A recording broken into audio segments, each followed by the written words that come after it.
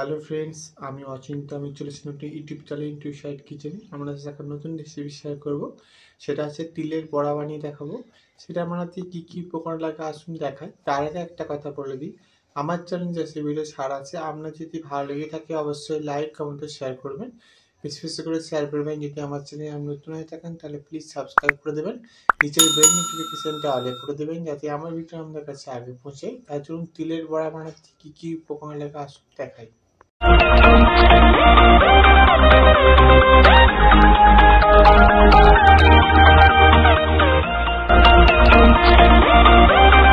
চলুন তাহলে তিল দিয়ে বড়া বানিয়ে দেখাবো। সেটা বানাতে কি কি উপকরণ লাগে আসুন দেখায়।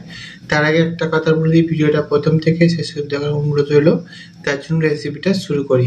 দেখুন এখানে আমি কিছুটা তিল ভালো করে আমি দেখুন ধুয়ে বেটে নিয়েছি।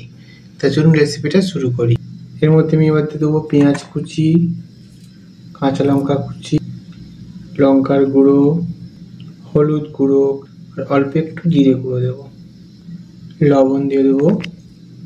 সব উপকরণ দিয়ে দিচ্ছি। এবার ভালো করে মেখে নেব।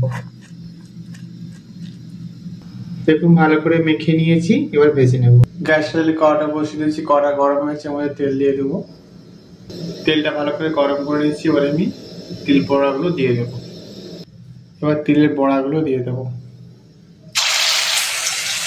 তিলের বড়াগুলো আমি দিয়ে দিচ্ছি। এবার লাল লাল করে উল্টে পাল্টে ভেজে নেব। দেখুন আমি উল্টে দিয়েছি। লাল লাল এক পাশটা লাল হয়ে গেছে, আরেক পাশটা ভালো করে ভেজে নেব। দেখুন ভাজা হয়ে গেছে। এটা নেব, তুলে নেবো এগুলো। ঠিক একইভাবে বাকিগুলো দিয়ে দেবো। তো দিয়ে দিয়েছি।